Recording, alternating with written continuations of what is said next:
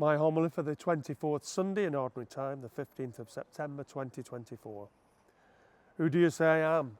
Asked Jesus. It's the key question of the Bible. It's the key question of our lives. Who is Jesus for me? Peter knows the answer. You are the Christ.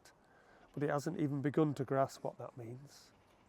Jesus doesn't want that answer proclaiming, because for many Christ means a military leader who will overthrow their Roman oppressors.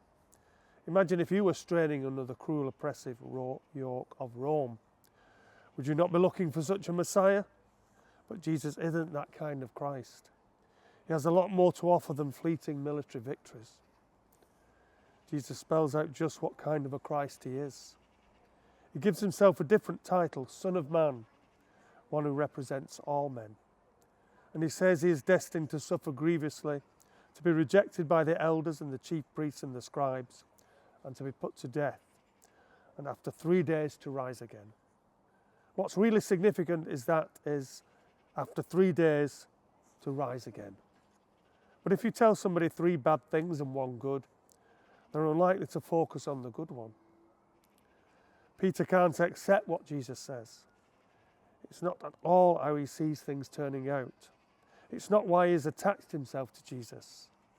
But Jesus knocks him down flat. Get behind me, Satan. Would you like to be called Satan? Could you be called anything worse than that? He then goes on to explain why Peter is wrong. The way you think is not God's way, but man's. Now we have reached the crux of the matter. As followers of Jesus, we have to take our first reaction to any situation and then think again. If people are saying that's a great idea, we must be wary. Jesus tells us that we must renounce ourselves, take up our crosses and follow him. If there is no suffering, no cross, then we're not on the way of Christ.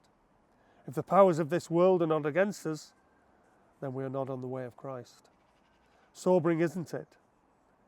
We have to think not in man's way, but God's. And to have any chance of doing that, we have to pray. Call on God regularly and wholeheartedly. If we're not in regular touch with him, how can we think in his way?